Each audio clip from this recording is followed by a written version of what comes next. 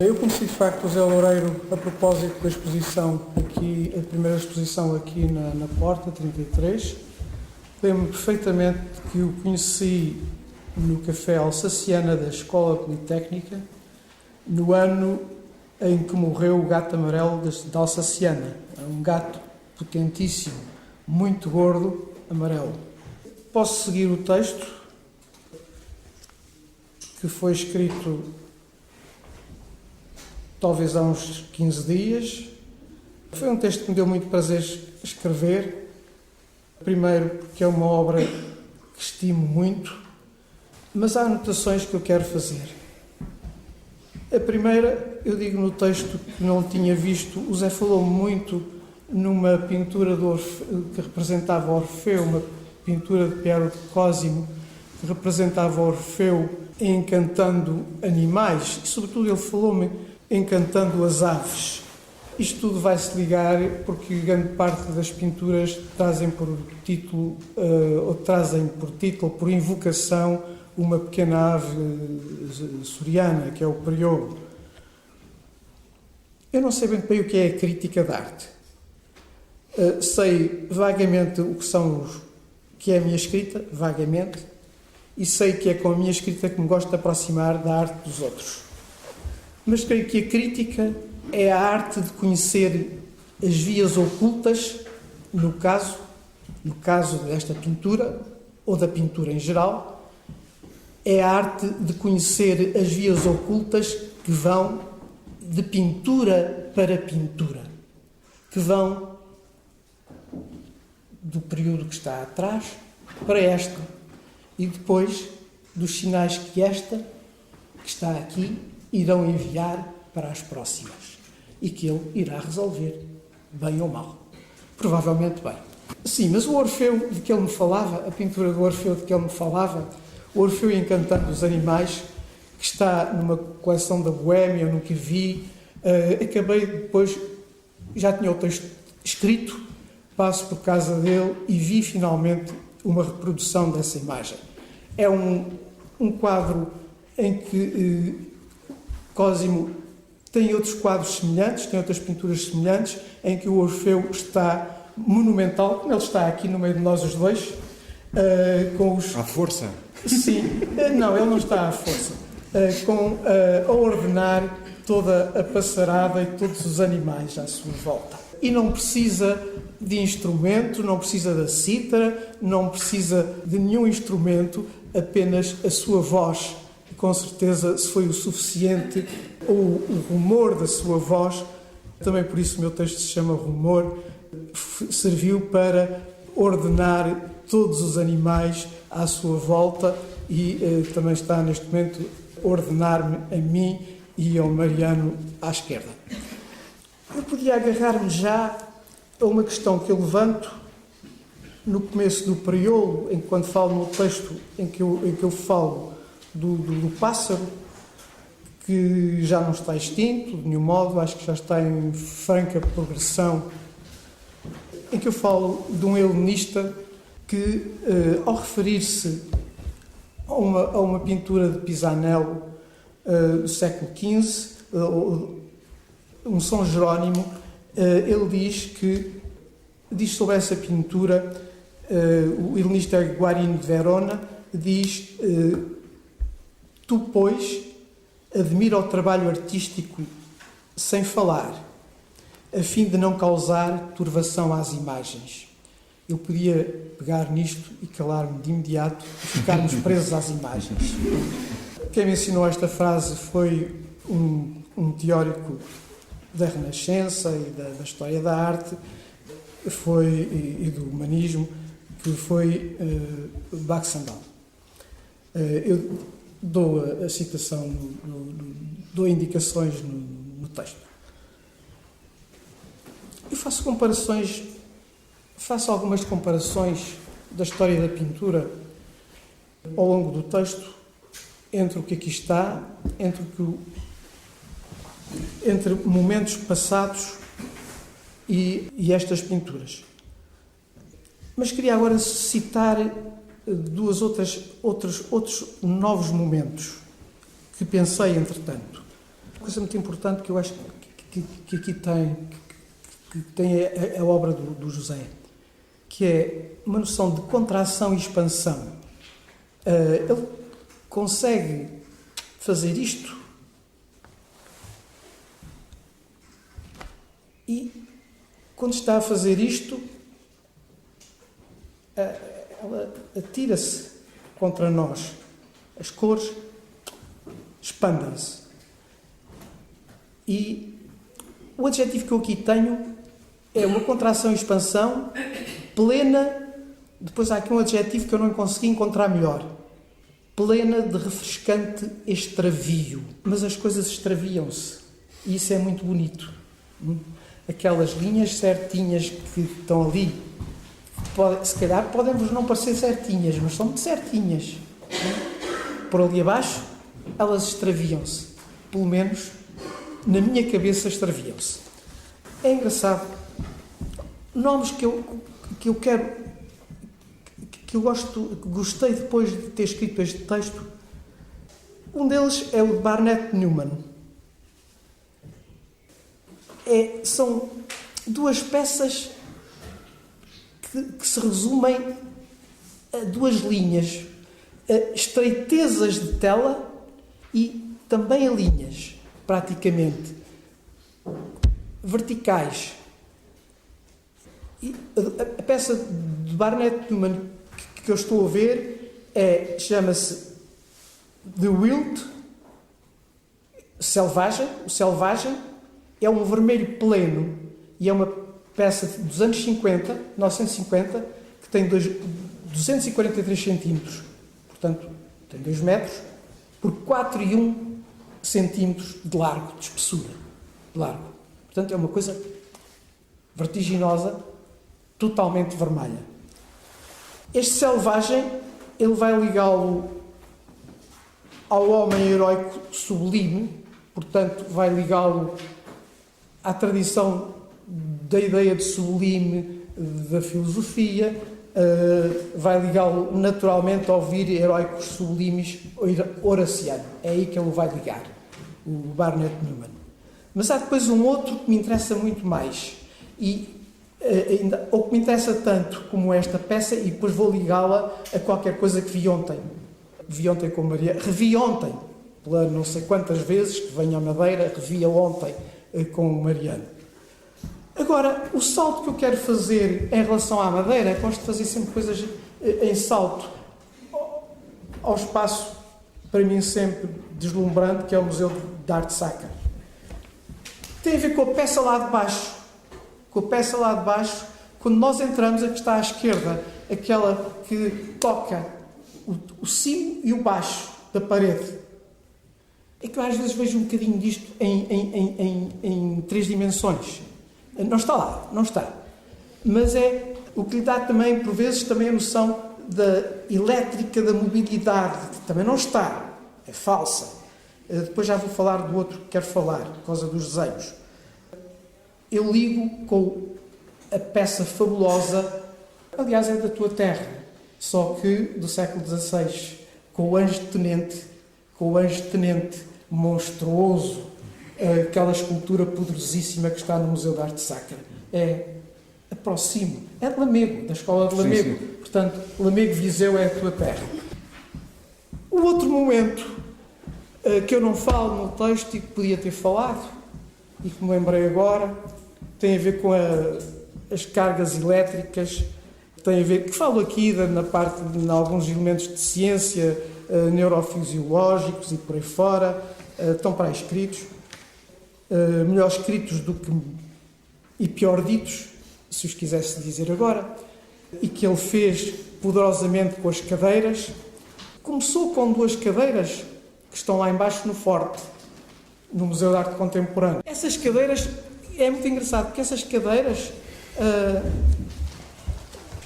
o que é que essas cadeiras têm? Tem uma coisa que eu falo no texto, são de uma enorme perversidade.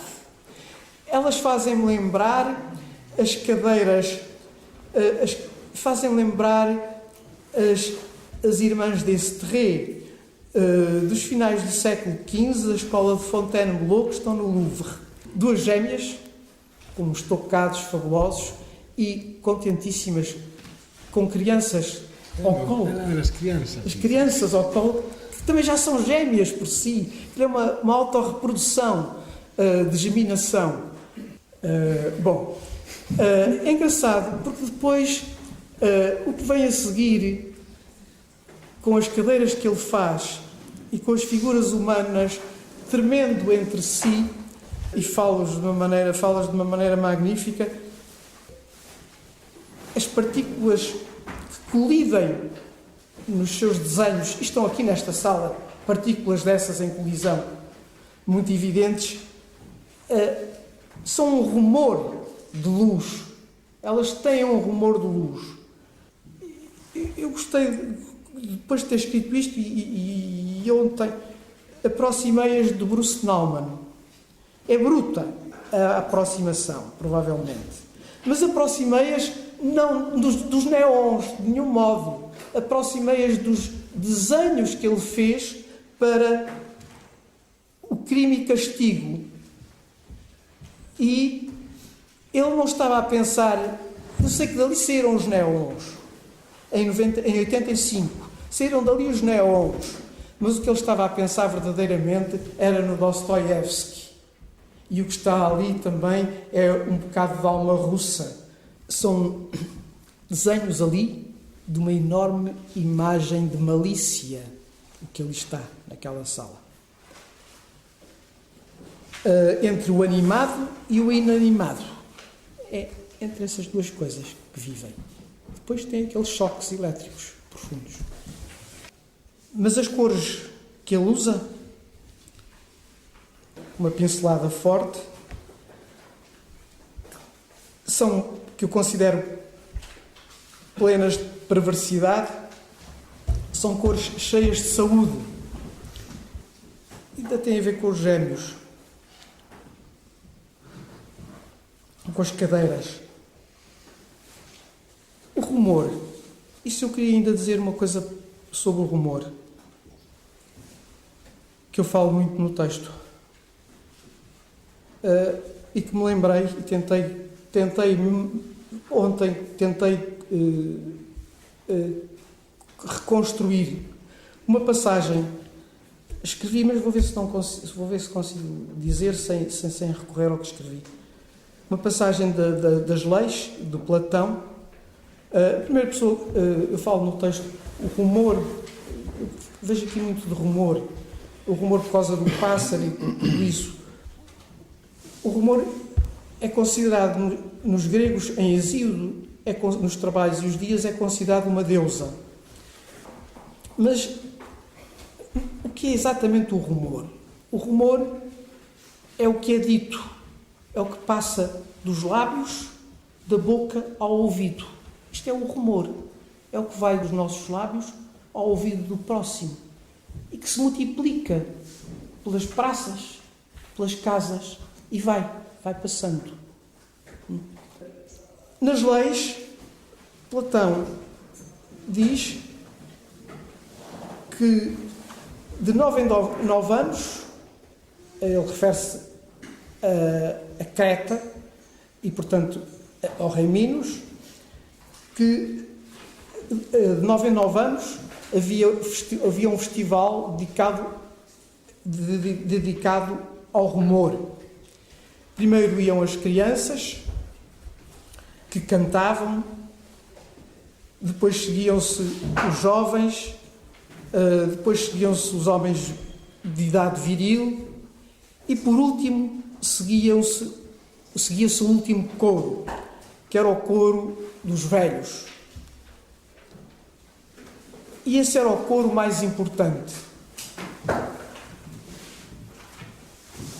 Os terceiros coristas eram os homens viris de idade madura, mas o papel de maior importância era confiado aos velhos, pois já não conseguiam suportar o peso do próprio canto. E estes contavam histórias, relatos, sobre os comportamentos belos e os grandes princípios. Consagrados mitólogos, esses velhos, os velhos da cidade, eram em Creta dispensados de cantar. Já não sabiam cantar, já não tinham poder de voz. Tinham permissão não cantar, mas encantar. E de deixar filtrar o rumor que os deuses lhe inspiraram. Dialéticos eram dialéticos do silêncio. Insuflavam uma só e mesma voz, na qual a comunidade se reconhecia ao longo da sua existência, através dos seus cantos, das suas memórias e dos seus discursos. Nesses velhos, depositários do rumor fundador, se encarnava a virtude. O rumor era dito fêmea. Exatamente, fêmea. Encarnava-se a virtude a que chamavam a eufémia, que era um movimento imperceptível dos lábios. A virtude que eles davam era o movimento imperceptível dos seus lábios, que retinha a sua voz, quando o silêncio era mestre e plenitude de um sopro. Portanto, isto passava de uns aos outros e passava em pleno para a praça e para as casas e para a cidade. O rumor, longe de ser uma alteração menor do real, era uma grande força subterrânea constitutiva do que se possa ir tendo por verdadeiro, das crenças profundas, onde irrompe a tradição viva, as suas modalidades de transmissão, que punham em jogo a aprendizagem por ouvido e por boca. Eram os mídia da conspiração e da permanência. Penso que a arte também se constrói muito disto. Eu vou só terminar com duas coisas que aconteceram antes Uma aconteceu antes do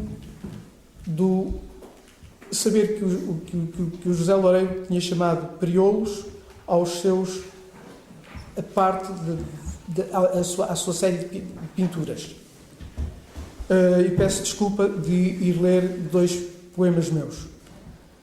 E depois o outro é em relação a um pintor que eu gosto imenso e que ele fala e de que eu falo no texto que está distribuído, que é o alemão Blinky Palermo. Eu vou começar pelo Blinky Palermo.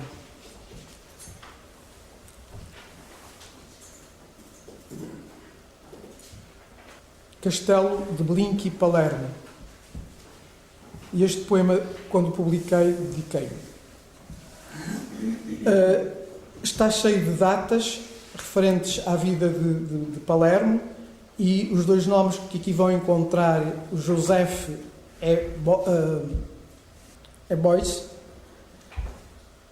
e o Gerhard é Richter. Leipzig, 2 de junho de 1943. Münster, 17 de fevereiro de 1977. Azul pleno, a forma do triângulo. Oval de cinza descobre sombra de terra. Quadrado negro, a noite é o pequeno pássaro. Depois, longo tempo te perdi de vista. Os braços do triângulo, 2 espaços enormes e um menor, verde em abismo, onde morre a erva. O vento se cruza, fonte límpida de deuses e escombro, mármore derruído. A tua figura, Joseph, a perseguiu, instante de pedra por detrás do seu ombro, e Gerhard a encontrou numa rua de traseiras, em neblina. O homem é isto, telefona a tocar num plaino amarelo.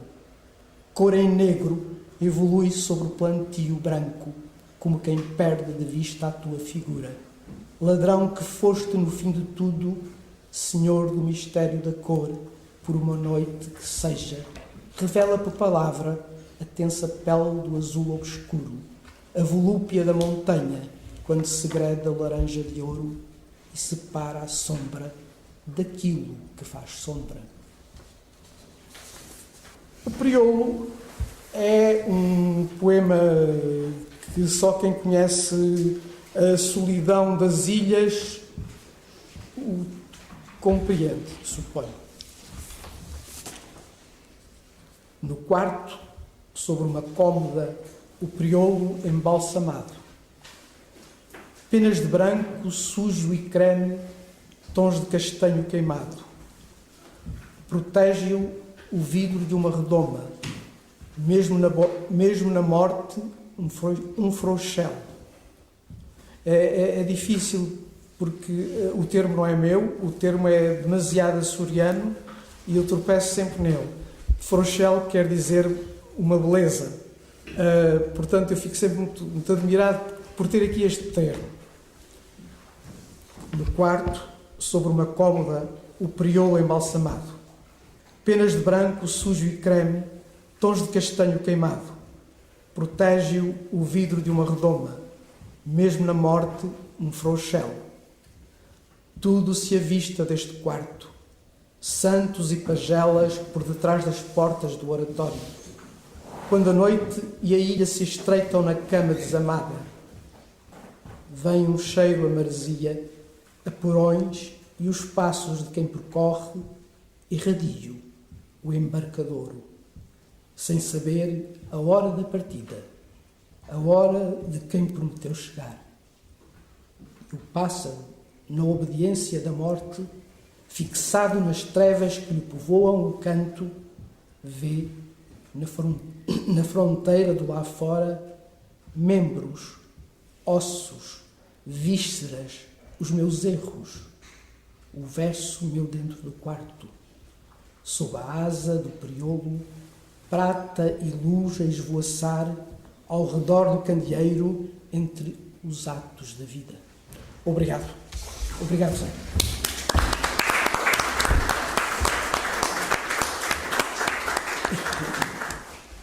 Buenas tardes. Quiero, en primer lugar, disculparme no por ser español, sino por ser un español tan típico que solo habla español.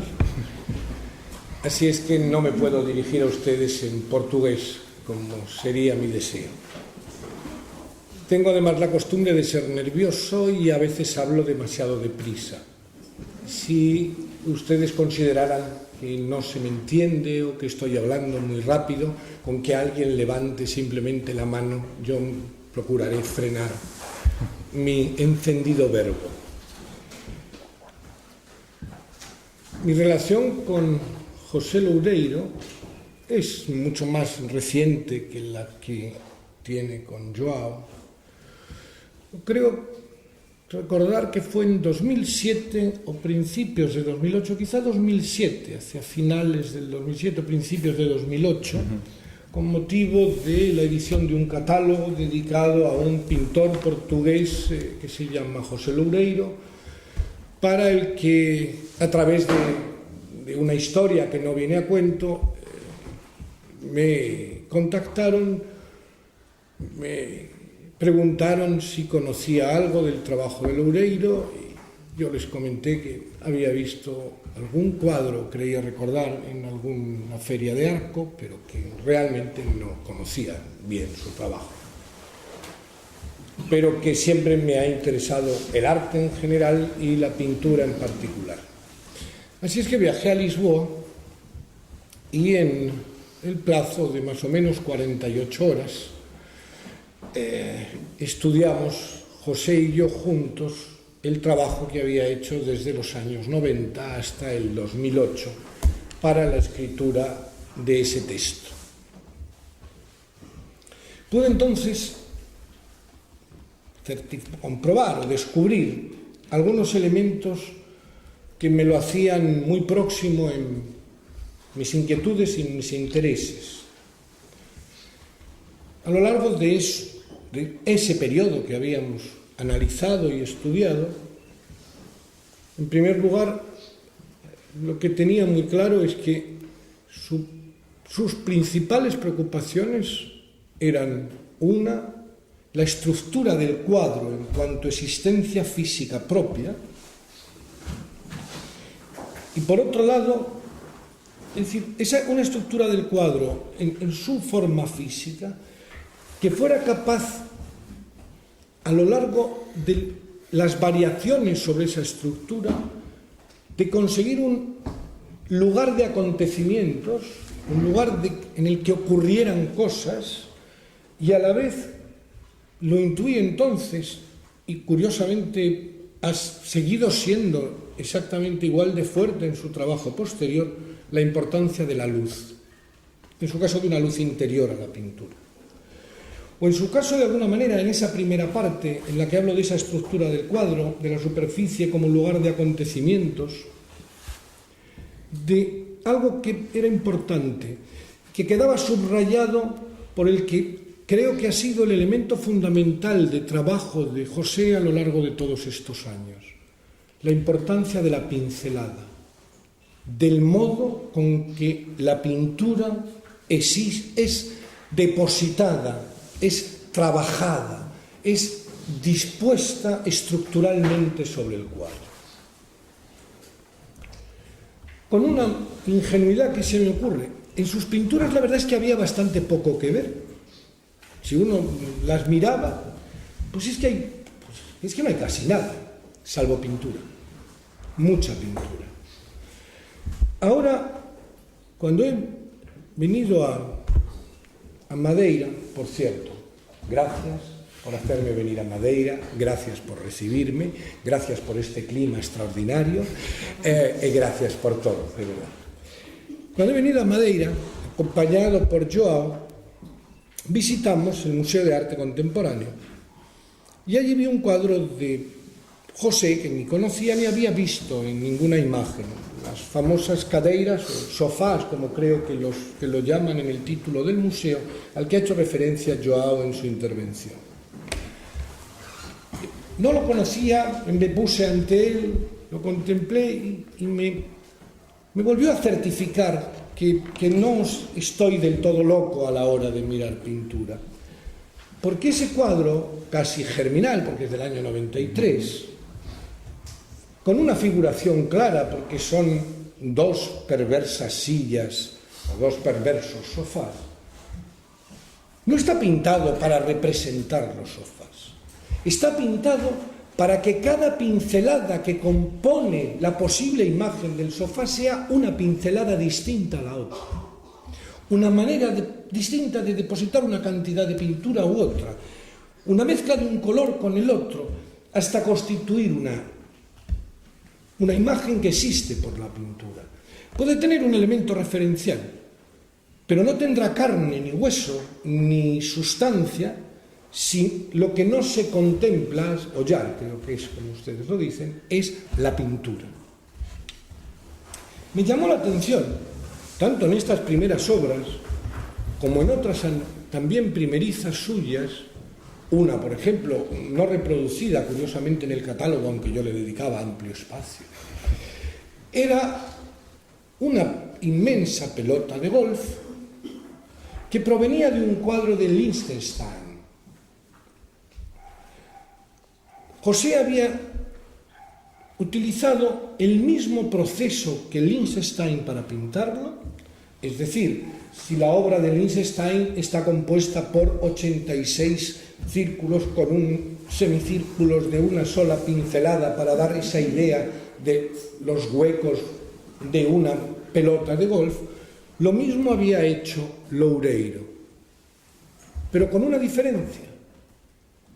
Donde Liechtenstein busca la mecánica, la mecanicidad de una pincelada casi de dispositivo industrial, José le daba la vuelta y lo devolvía a la pintura, a la manualidad de la pintura. Así es que lo que le daba era como otro trasfondo, para que la pintura latiera allí, entre los dos extremos, y tocaba un poco más las sombritas. Los cuadros son casi iguales, son dos mundos, no tienen nada que ver. También me llamó la atención el que en su obra en la que no hay casi nada, hay mucha figuración. La puedes seguir rastreando a lo largo de los años. Las cadeiras a las que acabamos de referirnos, las calaveras en un momento determinado, picaportes, dibujos eróticos, no se lo digan a nadie, como muchos elementos de la figuración en un pintor que es abstracto, vocacionalmente abstracto. Y ahora viene mi primera pregunta, es que así me entiendo yo para las cosas. ¿Qué relación mantienes entre figuración y abstracción cuando trabajas? Bien, continuaré con mi conferencia. ¿Cómo es ese baile entre una cosa y la otra a la que tendremos que volver porque es parte sustancial de la exposición? Sim. Quer dizer, eu acho que num tempo eu pensei que balançava entre as duas coisas. Figuração, abstração, mas basicamente a pintura é abstrata. A essência da pintura é abstrata. Quer dizer, tudo o que é anedótico na pintura não me interessa. Por isso é que tu podes falar que as cadeiras são perversas ou extraviadas, quer dizer, não precisas de pintar nada extraviado, com uma temática extraviada, basta a tua pincelada ser extraviada. E, portanto, a forma como tu pintas é que é extraviada nesse sentido, mas é um extravio que não é explícito. O que eu não gosto na pintura são coisas explícitas. Nesse sentido, a pintura, mesmo a pintura figurativa que eu adoro, mesmo a pintura do Piero di Cosimo, mesmo, quer dizer, a figuração para mim acaba por ser secundária. Sempre.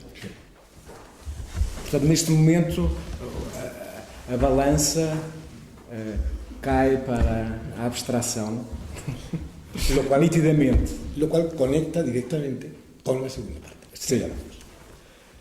Curiosamente, al llegar doy un salto, porque hay una serie de piezas de José de finales de los 90, principios del 2000, pero entre principios del 2000 y la mitad del 2000, a lo que asistía en el trabajo de Loureiro, que había hecho ya una incorporación dentro de todo ese proceso de trabajo que él desempeña, había incluido un elemento fundamental en el proceso, que era la idea del tiempo, de manejar el tiempo de la pintura. El tiempo de la pintura no es, como cree algún artista español bastante figurativo y bastante absurdo, pintar despacio y tardar 12 años en acabar un cuadro. No. El tiempo de la pintura es otra cosa. Sí. Es una absorción que hace casi de nosotros mismos. Pero además de absorber el tiempo, había decidido hacerlo por un sistema de absoluta reducción de los elementos pictóricos de su trabajo. Donde antes existía esa riqueza de la pelota de golf, de la pincelada, etc., él iba ahora a aplastarlo, a reducirlo casi a la nada. Son los cuadros de líneas que quizá conozcan ustedes. Es un cuadro, una línea que empieza y... Bueno, realmente empieza antes del final del borde y se desplaza hasta no llegar al borde. Y la siguiente línea repite el proceso. Y la siguiente línea repite el proceso. Y en la línea se introduce un segundo color que sigue sumando tiempo a esa imagen que solo pertenece a la pintura y que solo se enriquece por la pintura. Ese ir reduciendo los elementos pictóricos le lleva a la vez, y durante un tiempo bastante largo, a que algunos de sus referentes más claros, uno para mí evidente es Mondrian, vaya a ser pervertido. Con la simple sistema cuadrangular de Mondrian, incluso me atrevo a decir, a veces con cierta trampa, con sus solos colores o no colores, blanco, rojo, amarillo, el azul aparece de vez en cuando, en lo que va a hacer es, en esa estructura del cuadro, en el mantenimiento de esa estructura fuerte del cuadro, es pervertir todo el sistema ortogonal y convertir lo que es accidente a veces en Mondrian, convertirlo en voluntad de la pincelada del pintor. De tal manera que un color negro es potente y sale hacia el exterior, mientras ese mismo negro se esconde debajo de la línea.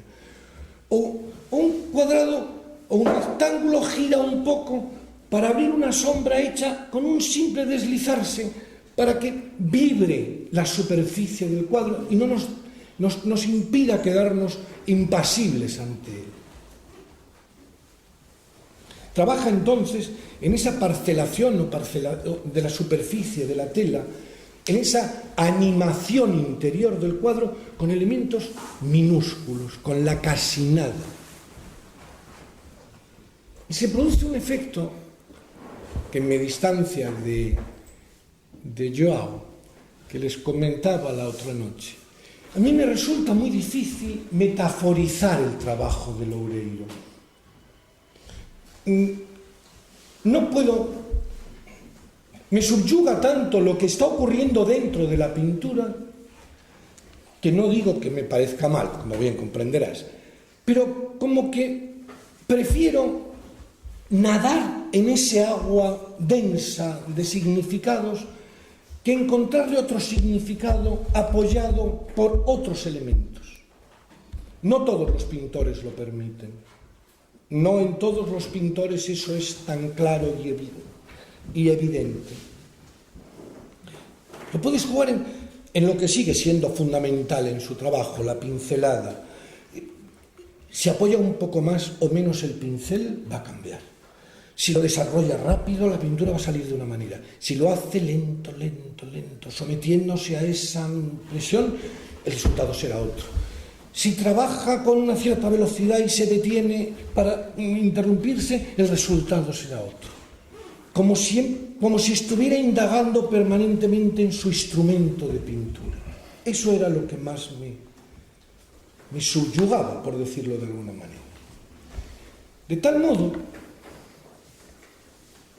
pero me voy a permitir una segunda pregunta.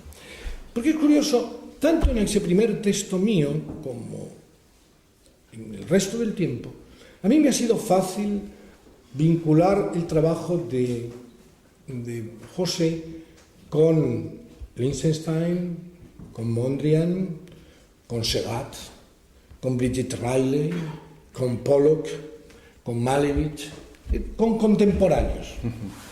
Joao lo ha hecho con Barnett Newman, pero en su preciosísimo texto, que además me lo ha parecido de verdad, bien es cierto que lo leí anoche, pero me ha parecido bien, que me ha parecido un texto bellísimo, te orientas más hacia la pintura clásica.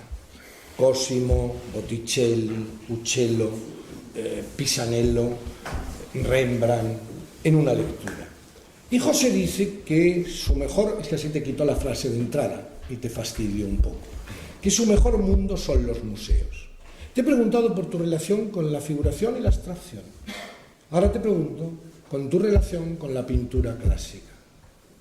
¿Es tan distinta de esta?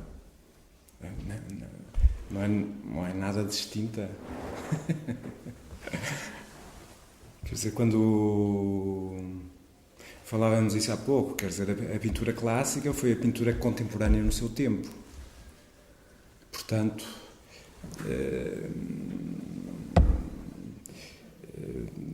e esta ideia que temos de que a pintura evolui e que as coisas progridem é uma ilusão. As coisas aparecem apenas nos diferentes tempos, com diferentes roupagens. Quando tu falaste, por exemplo, isso no meu trabalho é muito importante, essa noção do tempo também.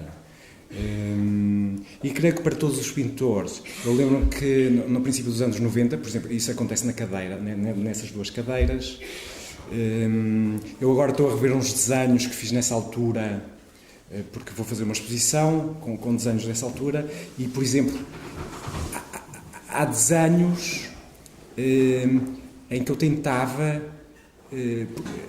peguei em desenhos do Rembrandt, projetei-os numa parede e copiava cada linha lentamente. Quer dizer, a ideia era fazer o desenho do Rembrandt, que era muito veloz, feito a uma grande velocidade, porque são pequenos desenhos que ele fazia com uma capacidade de síntese absolutamente fantástica.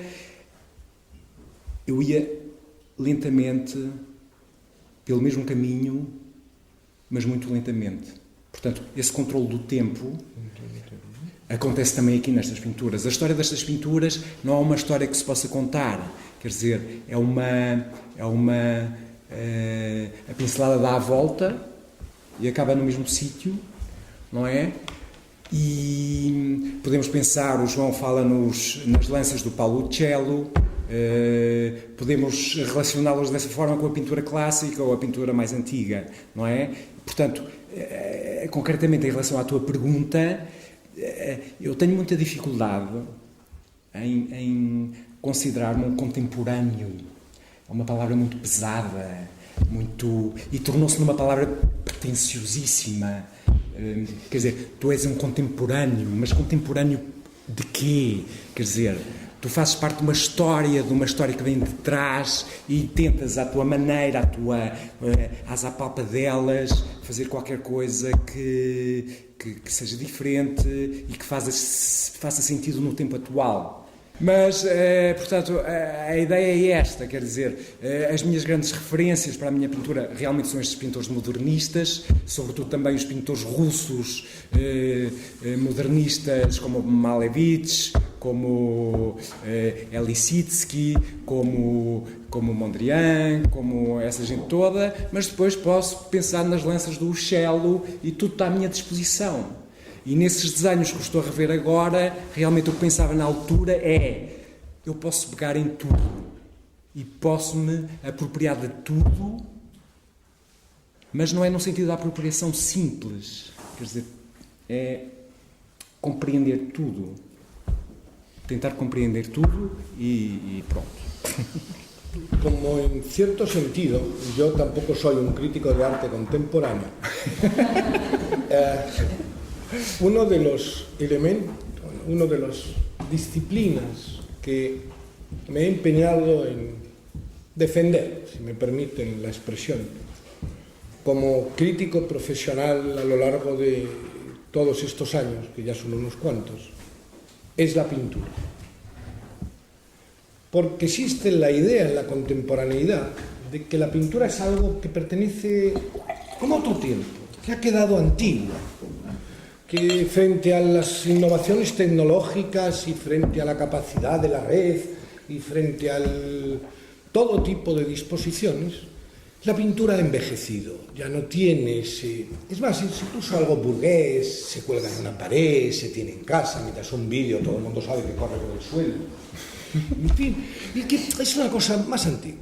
Bueno, yo sigo pensando que la pintura no es que tenga cosas por decir, es que le queda por decir mientras los pintores tengan algo que contarnos. El día que los pintores dejen de pensar en la pintura, pues se habrá acabado, como se acabaron muchísimas cosas.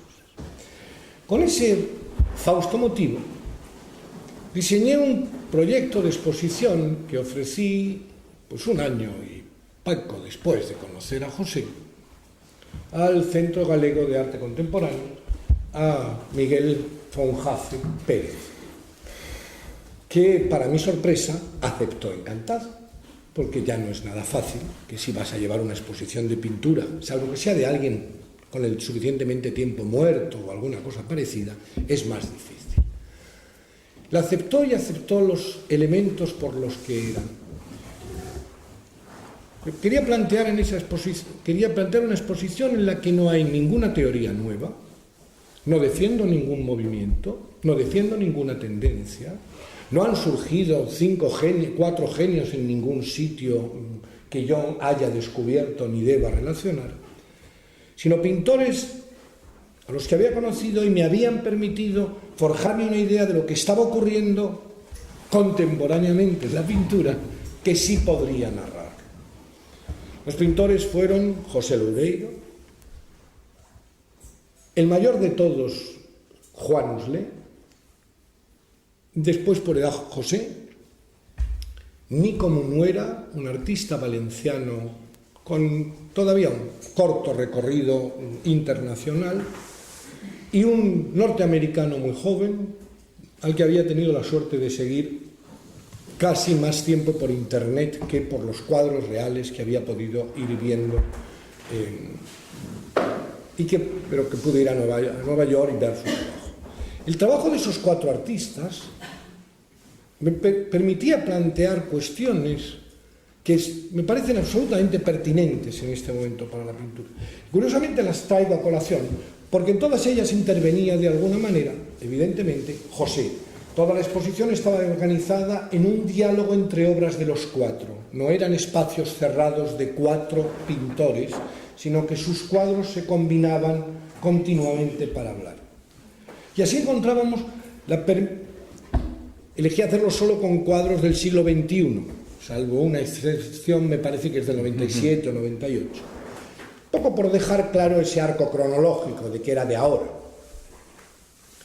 Pero todos esos elementos que he ido analizando con ustedes, la importancia de una estructura del cuadro, bien sea regular e interrumpida por determinados elementos, bien sea los elementos de figuración trabajados por la abstracción, de manera que un artista abstracto hoy tiene tanta disponibilidad como cualquier otro para disponer de todas las imágenes existentes, poder transformar la imagen de un telediario en una obra de arte, la importancia del color y evidentemente la importancia de la pincelada, de todo ese trabajo interno que bulle dentro del cuadro. O, por concluir con José Loureiro, con las primeras piezas de esta nueva serie, que yo creo que una de las primeras está en la exposición, con algo que lo representaba José Loureiro y que comparten sus compañeros de trabajo, que era cómo la pintura, con esos elementos mínimos, con una estructura casi rígida, solo por su disposición en el espacio y por los juegos que establece internos, es capaz de crear espacio. Cuando cuando se entra en esta sala, uno no va a ver 3 cuadros. Entra en un espacio nuevo, modificado y cambiado por la existencia de la pintura. Si todo eso no es pertinente, como dicen los políticos de derechas, que venga Dios y lo vea.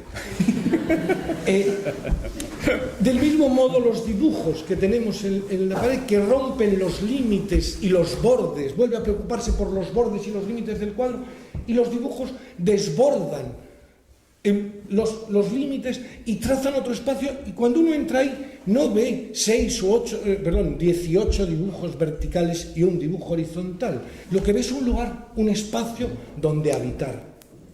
El secreto de siempre de la pintura grande. Hace unos años terminaba mi texto lo hice entonces y creo que puedo volver a hacerlo hoy, y me van ustedes a permitir, sobre todo porque seguro que leeré a otro autor. Déjenme que me encuentre aquí. Me van a perdonar el horrible portugués, pero es mi manera de despedirme de ustedes, al menos en esta intervención, y de señalar que lo mismo que pude escribir en marzo de 2008, puedo sostenerlo en mayo de 2011. Si tivese que definir o traballo de José Loureiro nunha só frase, julgo que sería elegancia na honestidade. Honestidade do pintor como a súa práctica e disciplina, que na súa dedicación exclusiva procura e encontra un medio feito de unha mistura indisociável de naturalidade e de misterio, no cual alcanza e reconocemos sensações de plenitude, de simplicidade e de verdade. Gracias.